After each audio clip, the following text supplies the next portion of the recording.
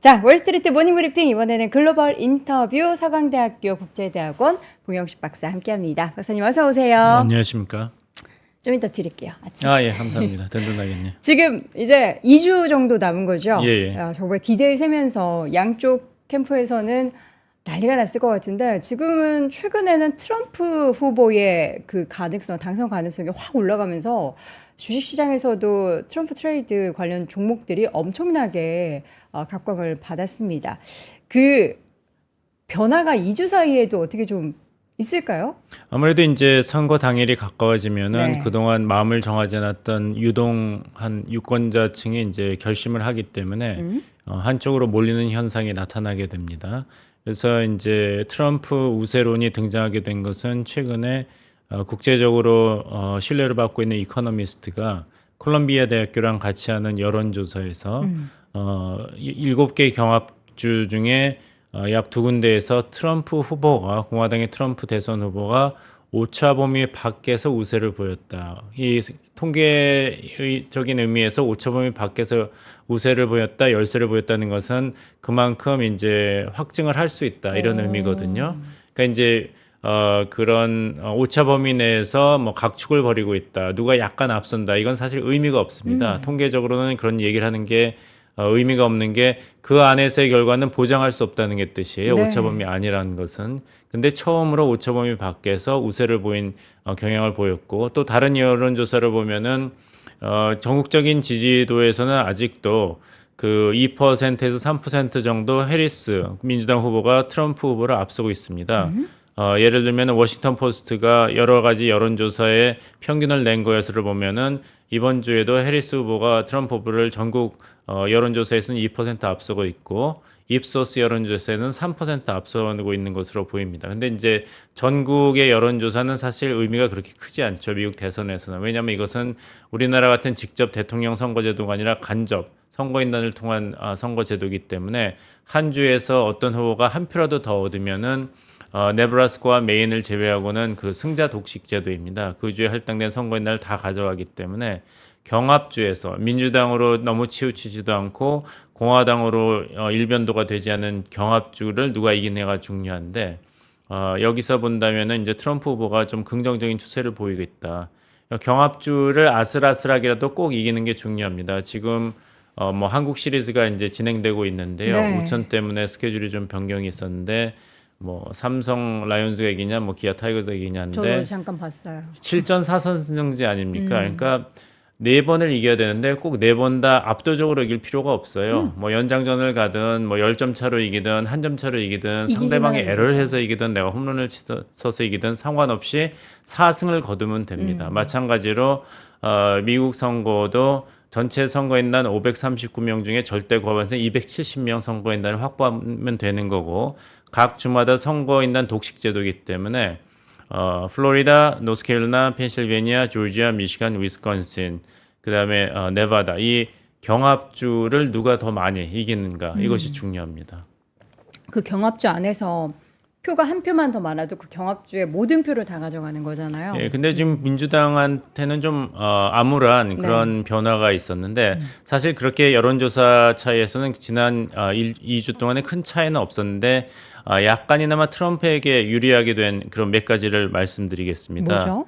먼저 첫 번째는 이 여론조사가 지난 2016년 힐러리 클린턴과 도널드 트럼프가 붙었던 2010년 대선 그리고 지난번 대선 조 바이든 민주당 대선 후보와 트럼프 공화당 대선 후보자 현직 대통령이 붙었던 대선 후보 여론조사 결과를 보면은 네. 두 번 다 트럼프 우세가 저평가됐습니다. 여론조사에 그 덜 반영이 됐어요. 네. 특히 2016년에 그것이 두드러지게 나타났는데 이 경합주에서 예를 들면 2016년 대선을 앞둔 여론조사에서 펜실베니아 주 같은 경우는 5% 정도 실질적으로 트럼프가 획득한 투표율에 비하면 5% 정도 여론조사에서 낮게 잡혔습니다. 네.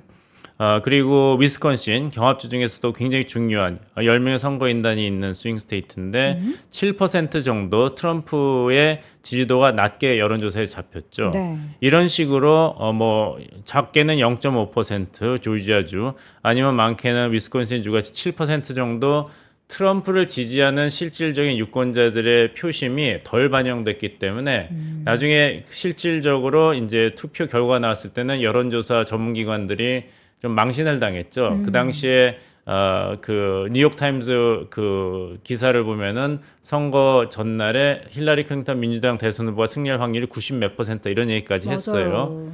그래서 힐러리 클린턴 후보는 안심을 하고 위스콘신은 방문도 하지 않고 노스캐롤라이나에서 비욘세랑 유세를 했는데 사실 이렇게 6% 5%가 덜 반영이 됐기 때문에 뚜껑을 열었을 때는 약간이나마 박빙으로 트럼프 후보가 이 경합주의 대부분을 가져가서 승리를 했죠. 그래서 여론조사 기관들이 반성을 해서 우리가 무엇을 실수했는가 해서 나온 것이 유권자들의 학력을 적절히 반영하지 않았다. 샘플에.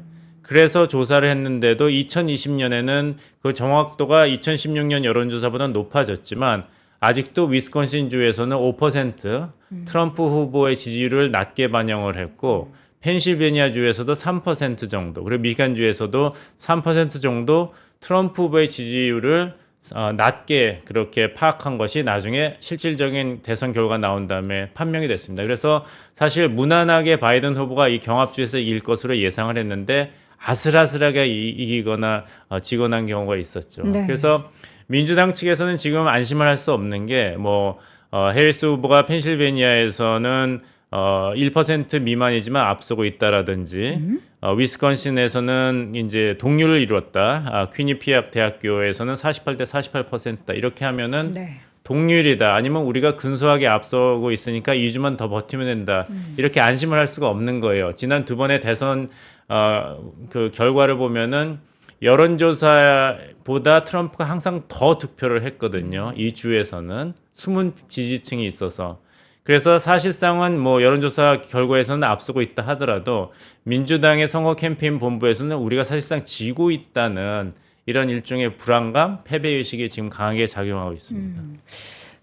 이번에도 그러면은 만약에 5% 3% 그렇게 낮게 트럼프 후보의 지지율이 반영이 되고 있다면 나중에 뚜껑을 열면은 더 높은 지지율로 만약에 당선이 돼도 당선이 된다라고 볼 수도 있겠네요. 이번에는 어떻게 좀 그래서 네이트 실버라고 해서 그 유명한 그 여론조사 전문가가 있습니다. 네. 특히 2016년에 죄송합니다. 2012년에 바락 오바마 당시 그 현직 대통령 그리고 민주당 대선 후보가 재선을 노리고 출마를 했고 밋 롬니 미시간 주지가 전 미시간 주지사가 공화당 대선 후보로 나섰죠. 네. 그때도 굉장히 박빙의 승부라고 예상을 했는데 이 네이트 실버가 자신만의 모델을 통해 가지고 오바마 민주당 후보의 낙승을 예상했고 그것이 실질적으로 맞았습니다. 숫자까지도 정확하게 맞았어요. 네. 그래서 여론조사의 스타로 등장을 했고 책도 출판을 하고 했는데 그 넷 실버가 오늘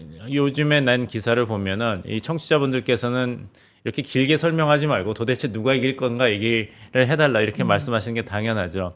그래서 네이트 실버는 내 감으로는 여론조사 전문가지만 모든 것을 차치하고 감으로라도 얘기하라 그러면은 트럼프가 우세하다 이렇게 얘기를 했습니다. 그 다음에 근데 이건 내 감으로 얘기하는 거니까 과학성이 없고 하지만 이것도 고려해야 된다고 쭉 기사에 썼어요. 근데 적어도 굉장히 그 명망이 높고 신뢰를 받는 여론조사 전문가가 트럼프 우세를 최근에 점쳤다는 것 이것도 민주당 선거본부가 지금 그 비상이 걸린 이유 중에 하나입니다.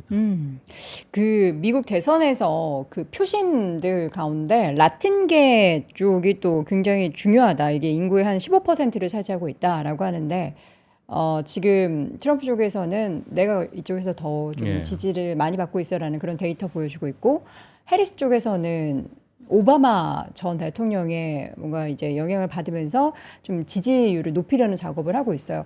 그 15% 차지하는 라틴계 미국인들의 표심이 왜 중요한 걸까요? 말씀하신 대로 15% 비중 자체도 정확하게 크고. 얘기한다면은 비중으로 따지면 14.7%라고 네. 하죠. 그러니까 흑인 유권자층이 전체 유권자의 14%라는 걸 생각할 때는 라틴계 유권자들이 이제 제2의 유권자층을 구성할 정도로 굉장히 빠른 증가를 보여왔습니다. 네. 사실 증가 속도로만 본다면 아시아계 유권자들이 제일 빠른 속도로 증가를 하고 있는데 절대적인 비중으로 따진다면 이제 라틴계 유권자들이 백인 유권자들에 비교해서 두 번째 유권자층을 이 될 정도로 급격하게 성장을 했죠. 네. 그러니까 이제 라틴계 유권자들은 전통적으로 뭐 민주당 텃밭, 콘크리트 지지층이라고 할 수 있었어요. 흑인 유권자층과 더불어. 네. 그런데 무슨 일이 일어났냐? 민주당층이 이들을 소홀히 했습니다. 집도키라고 생각하고 별로 신경을 안 쓰고 투자를 안 했어요.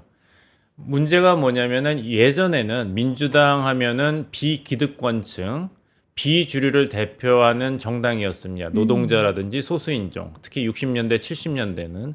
그래서 대선에서 많이 패배한 건 뭐냐면 민주당 대선 후보가 너무 지나치게 극단적이다. 이런 선거 캠페인 공세를 공화당이 벌였는데 여기에 번번이 나가 떨어졌어요.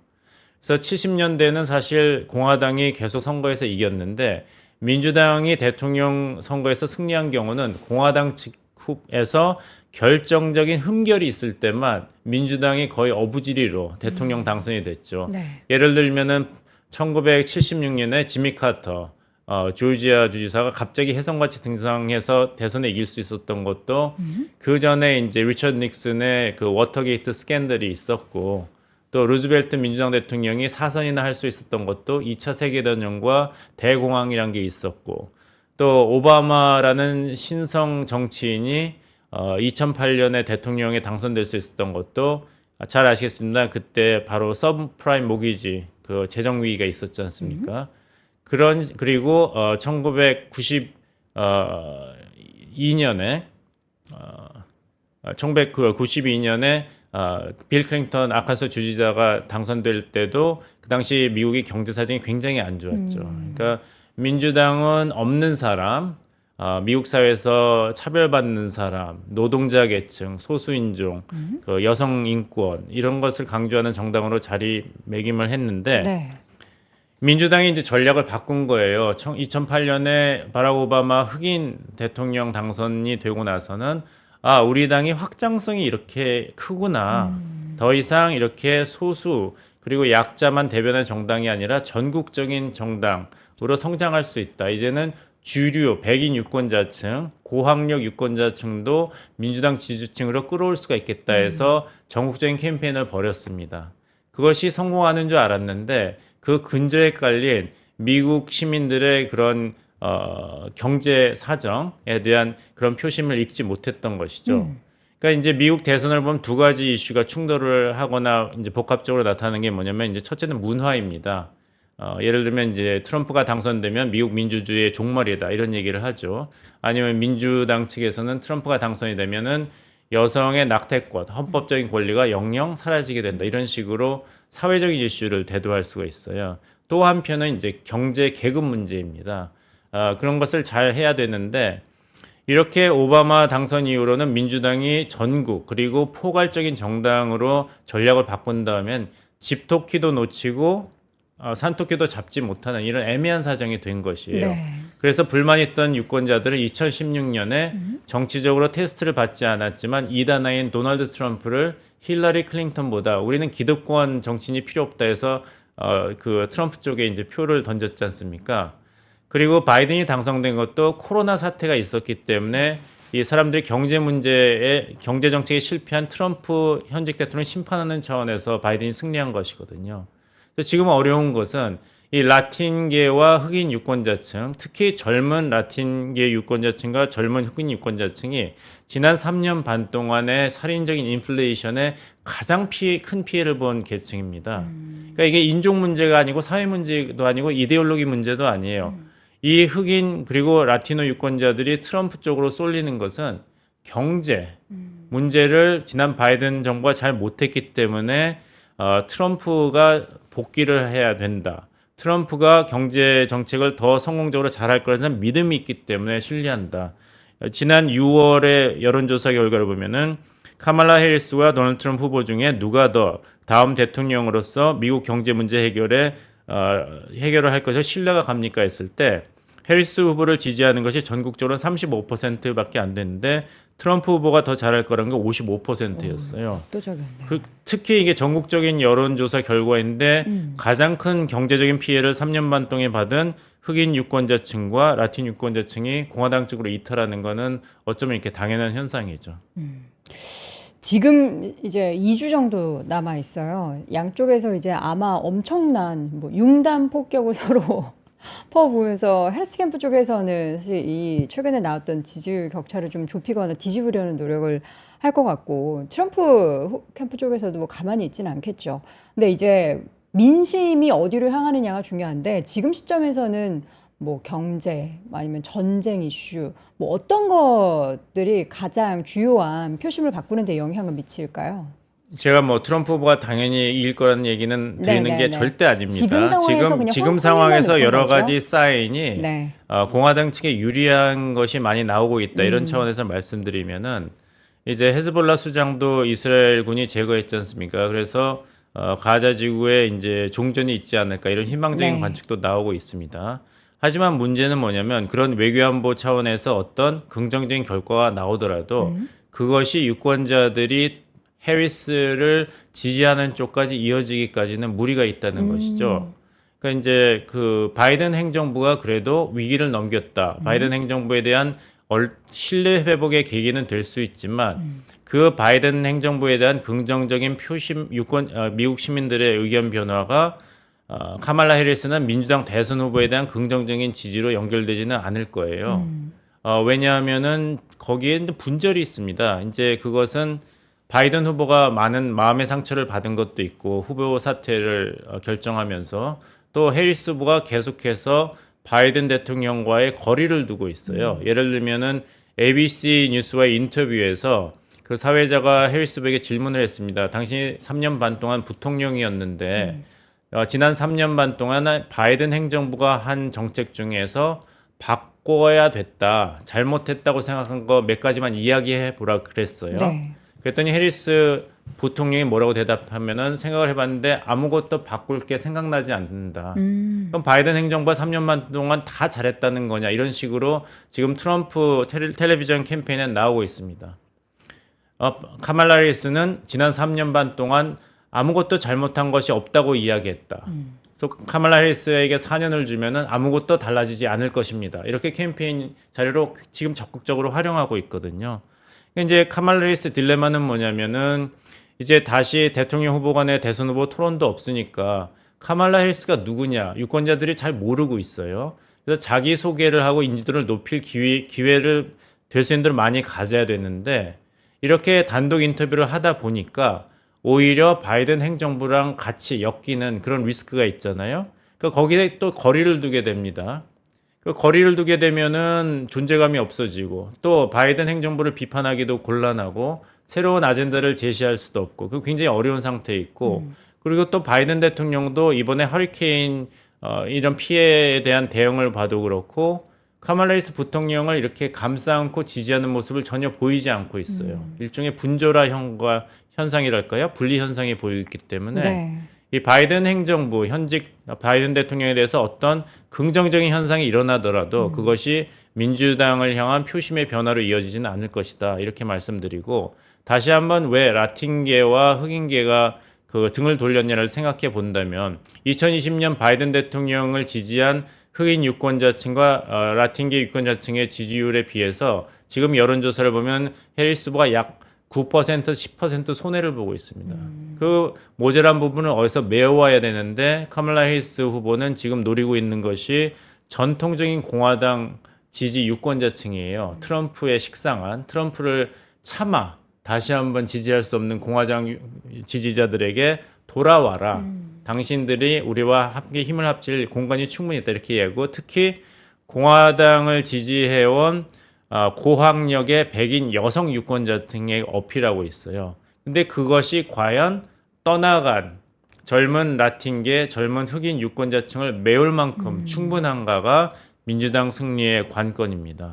그리고서 이제 흑인들 표심을 잡을 수 있고 라틴계 유권자층에게 어필할 수 있는 여러 가지 경제 정책을 몇 가지를 제안하고 있는데 전문가들 얘기는 너무 늦었다는 거예요. 지난 15년 동안 너희들은 집도키니까 항상 우리를 지지할 거야 하고 주류 백인 고학력 유권자층을 아우르는 민주당 정책이 있었는데 15년 동안 그런 태도를 보이다가 선거 14일을 앞두고 갑자기 다시 돌아와 이렇게 얘기한다 그래서 그 표심이 갑자기 돌아올 아니죠. 것인가 이렇게 얘기가 트럼프 측에서는 그 아직 마음을 정하지 않은 유동층을 전체 유권자층의 약 1%로 보고 있습니다. 이 양측이 1%의 표심을 잡기 위해서 지금 각축을 마지막까지 벌이고 있는 거예요. 네. 그 1%의 유동 유권자층의 25%가 젊은 흑인 남성이라고 지금 트럼프 팀은 판단하고 있어요. 그래서 그 흑인들에게 그 어필할 수 있는 계속 그 캠페인을 집중적으로 벌이고 있습니다. 최근에 사전 투표도 엄청 열기가 뜨겁죠. 근데 보니까 일론 머스크가 사전 투표를 되게 많이 독려하더라고요. 근데 이번에 사전 투표율이 높아지면은 공화당 측이 유리한 거예요? 전통적으로는 이제 사전 투표, 우편 투표는 이제 민주당에게 유리합니다. 네. 그 결과를 보면은 지금 현재 마리스트 대학교의 조사를 보면은 미국의 그 전체 등록 유권자가 2024년 대선에 1억 6,440만 명으로 잡혔어요. 근데 이제까지 우편 투표, 사전 투표를 한 그 유권자가 2,100만 명으로 잡히고 있으니까 약 12.8%죠. 네. 근데 전통적으로 보면은 3대 1의 비율로 사전 투표, 우편 투표를 한 유권자들이 민주당 후보를 지지합니다. 지난번 2020년은도 그랬고. 근데 지난번 2020년 잘 아시겠습니다만 그 코로나 팬데믹에서 실시한 대선이었지 않습니까? 그러니까 이제 상당수의 미국 유권자들이 집을 떠나서 직접 투표하기를 두려워했어요. 네. 그 감염 여부 때문에. 근데 이번에는 트럼프가 사전 투표, 우편 투표 괜찮다. 독려를 하고 있거든요. 앨런 머스크도 이런 어떤 재정적인 인센티브를 주고 있고. 그래서 사전 투표가 어느 정도 높아지면은 민주당에 유리하다. 이런 공식이 이번에는 틀릴 수가 있습니다. 왜냐하면 이번에도 공화당이 사전 투표, 우편 투표를 하지 말고 당일날 직접 투표해라. 왜냐하면 민주당 측에서 선거를 조작할 가능성이 있다. 이렇게 지금까지는 얘기해 왔는데 이번엔 트럼프 캠페인 팀에서도 사전 투표, 우편 투표해도 괜찮다. 직접 나와서 당신의 표심을 우리에 대한 지지를 보여달라. 확실히 해달라. 미리 이런 얘기를 했기 때문에 그 사전 투표의 상당수는 예전에는 안 했던 공화당 지지층일 확률이 높습니다. 이번 대선에서는. 누가 될지를 함부로 이야기할 수 제가 없는 자꾸 거죠. 얘기할수록 네. 복잡하기만 하고 답답하실 텐데 네. 뭘 봐야 이제 될까요? 제가 2주 사이에. 아마 그- 딱 선거 끝나고 그 다음 날 7일에 아마 저희가 본 박사님 모시고 예. 얘기 될 텐데 2주 사이에 뭘 보면서 미국 대선의 결과를 우리가 가늠을 해볼 수 있는 거죠? 지금 펜실베니아 제가 이제 반복해서 말씀드리는데 민주당은 그 블루 스테이트, 블루 월이라고 그러죠. 네. 그 러스트벨트, 펜실베니아 19명 선거인단, 미시간 15명 선거인단, 그리고 위스콘신 10명. 이거를 놓치고는 대선에 이기가 사실상 힘듭니다. 네. 숫자상으로. 네바다에서 해리스 후보가 약진하고 있지만 거기 선거인단이 6명이에요. 네. 그거 가지고는 270명 과반수를 확보할 수가 안 없습니다. 되죠. 근데 지금 펜실베니아에서 48대 48 동률이라고 나왔고 또 위스콘신에서도 격차가 1% 미만으로 좁혀졌습니다. 그리고 아까 말씀드린 대로 2016년 여론조사에서는 힐러리 클린턴 후보가 트럼프 후보를 6% 앞서고 있다가 졌어요. 그러니까 여론조사가 제일 많이 틀리는 주가 위스콘신주입니다. 숨은 표심이 제일 많은 데가 위스콘신이에요. 네. 그러니까 이제 1% 미만으로 위스콘신에서 해리스 후보가 앞서고 있다?